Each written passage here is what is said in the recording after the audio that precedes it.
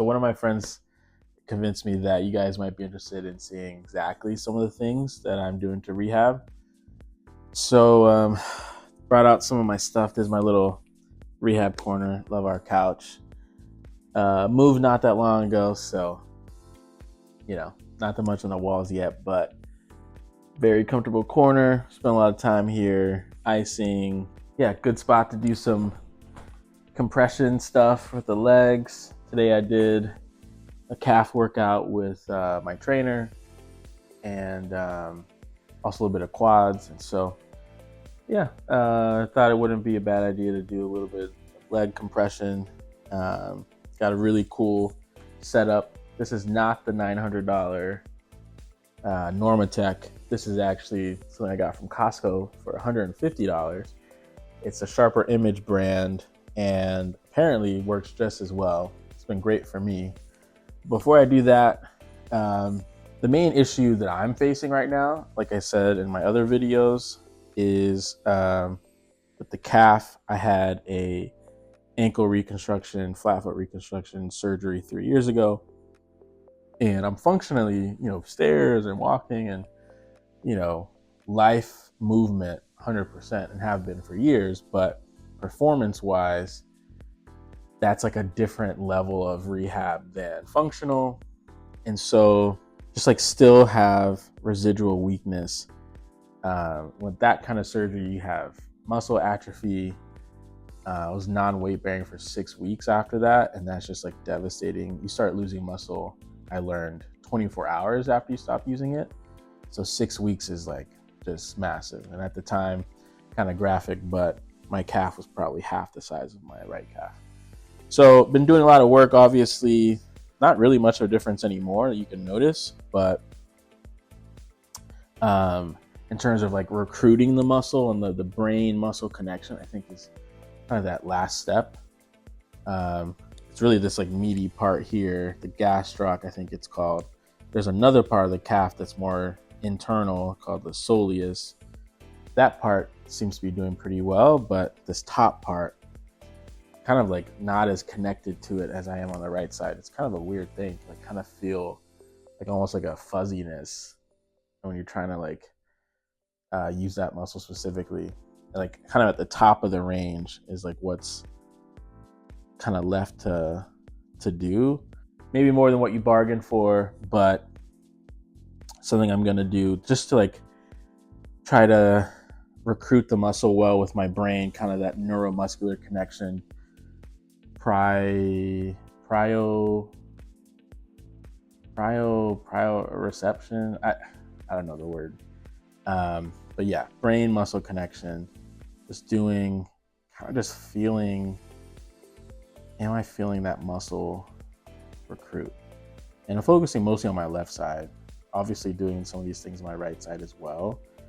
But my left side is the one that, what happens in tennis is that after just a short time of being active, especially jumping moves and explosive moves like serving, I'm just starting to like hurt myself after like an hour of play because this calf muscle can't absorb the impact in the way that it needs to keep your ankle from getting essentially sprained. So that's what happened earlier this summer, late spring.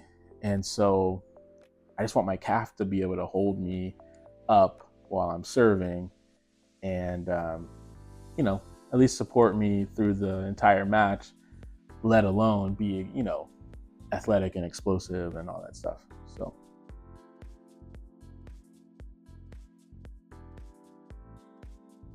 see, I'm still kind of feeling it lower, like down here is doing all the work.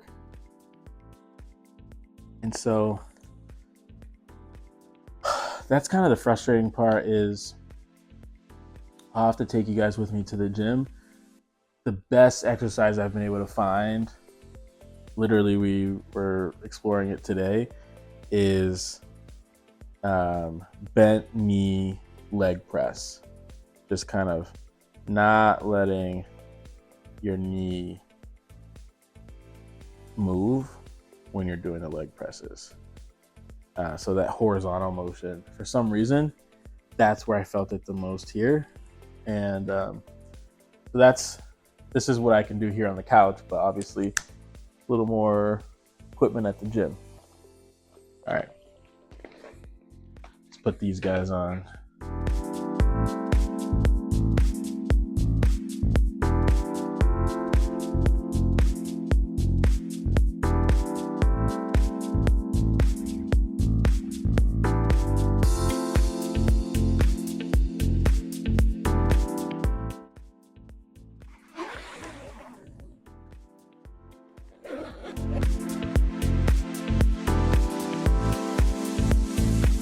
Yeah, this is some ankle mobility stuff, because the other thing about this injury is, it's resulting, like, what I'm rehabbing from is an ankle surgery.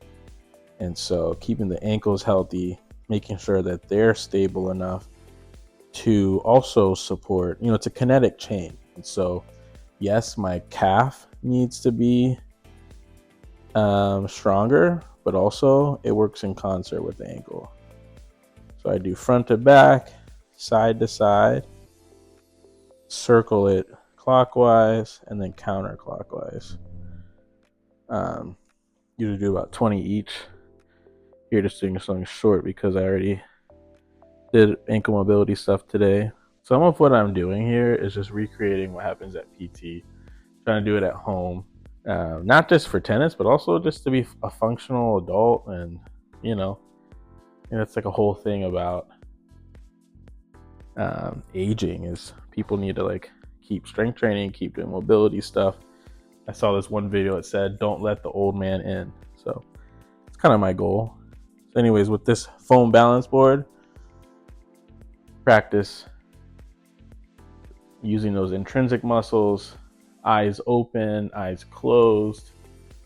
And for me, because my calves are not just weak, but also tight, and maybe like those are related in some way I don't fully understand, it also means that my plantar fascia really gets tired from this.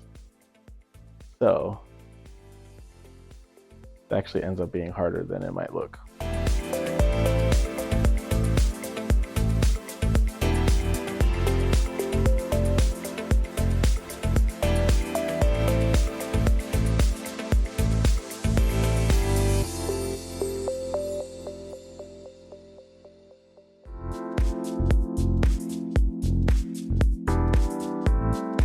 Something else I started doing is trying to walk barefoot less, with my ankles kind of being, I don't know, sensitive, for lack of a better word.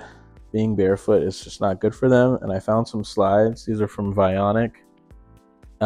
Pretty expensive, but they have incredible arch support, heel cup, and also I think you're just supposed to, kind of like those Adidas slides from back in the day, kind of stimulate the muscles under your feet and just kind of keep your foot in good position all the time.